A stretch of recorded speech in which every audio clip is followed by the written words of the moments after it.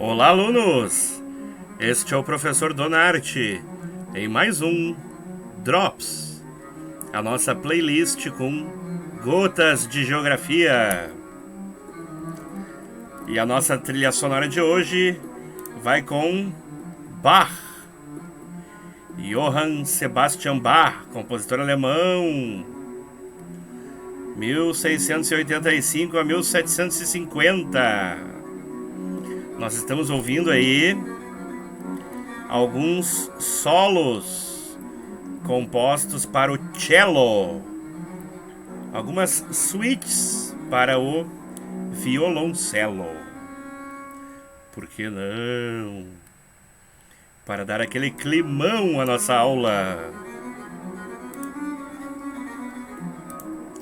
Em nossa aula virtual de hoje falaremos sobre a teoria demográfica de Malthus, mas no seguinte sentido: o que ela acertou e o que ela errou. A teoria do pai da demografia. Bom, pode-se dizer que para Malthus a população ela é sempre dependente, ela está sempre atrelada aos meios de subsistência, tá? E deve ser reduzida a estes meios de subsistência. Ele quer dizer com isso que se os meios de subsistência permitem mais população, tudo bem. Se não permitem, então aí a população deve estar abaixo disso, tá? Por meio de subsistência, ele entende o seguinte: meio é o meio, né? É o meio pelo qual o meio pelo qual algo acontece, né? E subsistência é a sobrevivência dos seres humanos. Sobrevivência, tá? É claro que, então, para ele existe uma dependência da população face à economia, tá? E aqui a economia, Malthus não está só falando em finanças, ele também está querendo dizer economia como um todo, no sentido mais amplo da palavra. Por exemplo, né, a natureza gera alimentos. Segundo ele escreve em certa parte da obra dele, com mão prodigiosa, ou seja, com bastante quantidade, né, e abundância, né? Por exemplo, frutas, diz ele. Então, a natureza tem que se ela faz isso, o ser humano tem que se adequar a isso, né?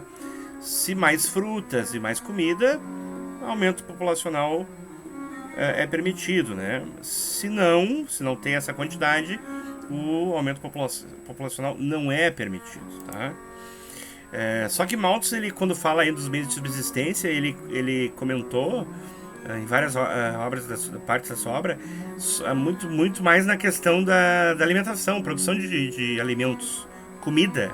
Ele não tomou por base a economia total daí, né? A economia que já vinha surgindo na época dele, né? Então, nesse sentido, Malthus errou. Ele errou pelo seguinte: primeiro erro, tá, de Malthus, atrelar desta forma a população à economia, tá? Essa colheitadeira que entrou na tela aí pra vocês agora, de café, tá ali bonitinho, né? Ela substitui o trabalho de 220 homens. Então, uma colheitadeira substitui 220 homens. Isso Malthus não fez a previsão para isso, né? O que eu estou querendo dizer é que o ser humano passou a produzir muito mais, né? Em mais quantidade, né? Em maior quantidade, em mais velocidade, né? Maior velocidade. E também com maior qualidade até, né? Então, velocidade, quantidade, e isso tudo aumentou. Sendo que até mesmo as terras agricultáveis foram aumentadas e ainda as que já eram pequenas passaram a produzir mais em virtude da técnica. Então, vamos para o próximo item.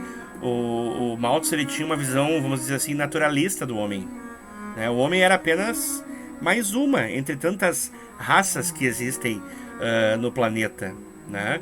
E na época dele já tinha uma discussão bastante grande, né, sobre até existia um termo para isso: perfectibilidade humana. Se o ser humano poderia ser melhorado, se a sociedade poderia ser melhorada, né? E o Malthus, ele meio que aderiu à tese liberal, né? havia um ponto de vista que dizia que sim, que a sociedade pode melhorar, o ser humano pode melhorar, mas para o Malthus não é bem assim. A fome é uma consequência, né? Se a população aumenta um pouco mais do que a produção de alimentos, então vai acontecer a fome, é uma consequência. Ele era meio, nesse sentido, um liberal naturalista, né? Assim, uma visão naturalista. Porém, o ser humano não parece só mais uma entre tantas raças do nosso planeta, né? Às vezes, em determinados momentos, até o ser humano parece até um extraterrestre, né? Nem parece um terráqueo, como todos os outros seres que habitam este planeta. Parece até um extraterrestre. Tal é a ferocidade desse seu comportamento. Mas o fato é que desde a Idade da Pedra, o ser humano vem driblando a natureza, dominando os animais e não se adaptando a essa questão da natureza, o que ela lhe oferece. Ele muda isso, ele transforma isso. Tá? Então, mais um erro de Malthus. Ele tinha uma tradição de cunho cristão anglicano, né, como a gente falou na aula passada, e segundo essa tradição, o sexo tem a finalidade reprodutiva. Ou ainda, dito de outra forma, a natalidade seria constante para ele, porque sexo é finalidade reprodutiva. Comentamos isso na última aula, tá? Porém, parece que aqui de novo, parece não, né? Aqui de novo Malthus se equivoca, porque as pessoas passaram a usar cada vez mais métodos contraceptivos artificiais, né? Denotando que o sexo não é só para a reprodução. Então, mais um erro do pensador inglês. Quando os meios de subsistência aumentam, a população aumenta quase sempre, é invariável isso. Melhorou os meios de subsistência, a população aumenta, né? Acabamos de falar minutos atrás aí, né? A população vai bem, é porque a economia está boa. A economia está boa, a população está bem. A economia está mal, a população está mal. Bom, não é bem assim também. Aqui, mais uma vez, Malthus se equivocou. Nós temos aí, no final da Segunda Guerra Mundial, nos Estados Unidos, né, o fenômeno do baby boom. Porque boom, né? A explosão de bebês, né? O baby boom. As famílias passaram a ter um número expressivo de filhos. Nós vimos por essas fotos de época, né? Aqui nós estamos falando de 1950 nos Estados Unidos. Os filhos dessa época são chamados de baby boomers. Os nascidos neste período chamado de boom, de natalidade. Vejam na foto aí bem do canto, né? A quantidade de recém-nascidos, né? Isso é porque a economia dos Estados Unidos ia muito bem. A economia dos Estados Unidos conheceu, assim, um progresso muito grande nessa época, tá? Nessa época. E aí as famílias passaram a ter bastantes filhos. Mas, depois de um tempo, as taxas de natalidade voltaram ao normal. Mesmo a economia vigorando como boa, pujante, próspera, tá? Então, não foi um crescimento sempre, né, enquanto a economia ia bem, né? Em seguida, a natalidade nos Estados Unidos conheceu uma certa diminuição, tá? Então aqui o Malthus, pelo menos a teoria dele não se efetivou completamente, né? A mortalidade é oscilatória, segundo ele, né? O que acontece? A mortalidade ela varia, né?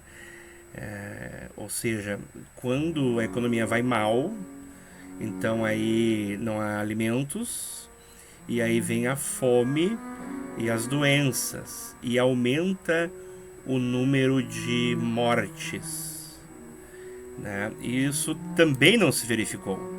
Nós temos aí um célebre quadro, uma pintura a óleo, feita por Rembrandt, que viveu de 1606 a 1669, e essa pintura famosíssima aí que vocês têm na tela, ela chama-se justamente A Lição de Anatomia do Dr. Tulp. Ela foi encomendada pela Associação de Cirurgiões de Amsterdã. Então vocês vejam, né? Já no século aí 17, tá? A medicina já começava com cirurgias já bem mais elaboradas e passando a conhecer bem melhor a anatomia humana. Bom, qual é a consequência disso, né? A consequência disso é melhor saúde. Aí nós temos outro quadro clássico, né? Também famoso. Esse aí é Edward Jenner, considerado o pai da vacina. Estamos aí na época de pandemia, né? E esse quadro também é um clássico, retrata este médico, cientista, pesquisador, vacinando um garotinho de 8 anos na época. Isso aí isso aí na verdade é um retrato, né? Procura retratar este momento que se deu em 1796. O Edward Jenner, ele é contemporâneo do Malthus. Malthus deveria ter previsto isso. O Edward Jenner viveu de 1749 a 1823. Então, contemporâneo. Foi um naturalista, um pesquisador. Segundo segundo muitos, foi ele que inventou a vacina contra nada mais, nada menos do que a peste da varíola. Foi muito séria na Europa, mas muito séria mesmo, tá? O que está querendo ser dito com isso, né? Que melhorando a medicina, as condições médico-sanitárias, as pessoas morrem menos, né? Ou seja, a economia pode estar indo mal, pode ter problema de fome, miséria, desemprego, mas se as pessoas tiverem assistência, não haverá um acentuado número de mortalidade. Então aqui mais um erro do Malthus. A população cresce segundo a progressão geométrica. Essa é a tese, uma das mais básicas dele, né?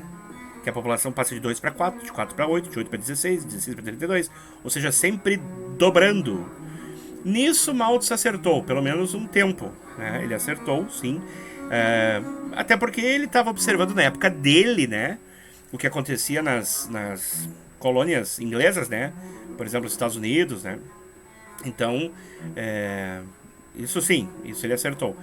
Se bem que hoje em dia nós temos observado um aumento populacional mundial, por exemplo, se tomarmos o planeta inteiro, mas ele está contínuo, mas ele está cada vez mais lento, né? Então, vamos dizer que é um meio acerto do Malthus. Outra das teses dele é os meios de subsistência crescem segundo uma progressão aritmética, tá? Que é aquela básica dele também. A aritmética seria, então, por exemplo, 1, 2, 3, 4, 5, 6, de 1 em 1. Ou 2, 4, 6, 8, né? Não, ele errou. Outro erro de Malthus. A gente viu, né, que hoje em dia, ali com um exemplo básico, o exemplo mais básico que a gente poderia pegar da colheitadeira de café, né? A gente tem outros exemplos, né? Nós temos terras agricultáveis que podem ser usadas ainda. Nós temos novas e cada vez mais de ponta tecnologias para produzir, né? Então, Malthus errou aqui também. Tá? E, para concluir aqui, a restrição moral conduz à queda da natalidade. Então ele pensava assim, ó, que essa restrição moral que ele propõe, por exemplo, abdicar do casamento e, logo, segundo a opinião dele, abdicar do sexo, faria com que houvesse queda na natalidade. E havendo queda na natalidade, faria com que a população vivesse melhor e, vivendo melhor, cairia também a mortalidade. Mas o que se observou foi justamente o contrário. O que passou a cair antes foi a mortalidade. Justamente em virtude dos fatos que nós já elencamos ali. A medicina começou a dar aquele boom, né? Aquele crescimento super rápido, né? Então o que cai antes é a mortalidade e não a natalidade, tá? Depois nós vamos ver isso novamente numa parte do conteúdo chamada transição demográfica, né? Termina aqui mais um Drops, a nossa playlist com gotas de geografia, os erros e acertos do Malthus. Nós podemos ver que o teórico inglês mais errou do que acertou. Porém, coloque-se uma pergunta: e se o nosso planeta receber 50 milhões de habitantes? Eu falava há minutos atrás que a população mundial ela continua a crescer lentamente, mas continua a crescer. E se nós passarmos a termos 50 milhões, 60 milhões, 70 milhões, 100 milhões, bilhões, desculpa, bilhões, né? E se nós passarmos a ter 150 bilhões, eu estou aqui dando números astronômicos, né? Calcula-se que nós temos aí por volta de talvez 8,5, 9, alguns falam em 7 bilhões de habitantes. Mas e se nós dobrarmos e dobrarmos de novo isso? A Terra tem condições de proporcionar subsistência para uma população tão grande? Como fica daí, nestes termos, a teoria de Malthus? Ela é recolocada? E aí nós teríamos o neomalthusianismo, um de nossos próximos conteúdos. Até a próxima!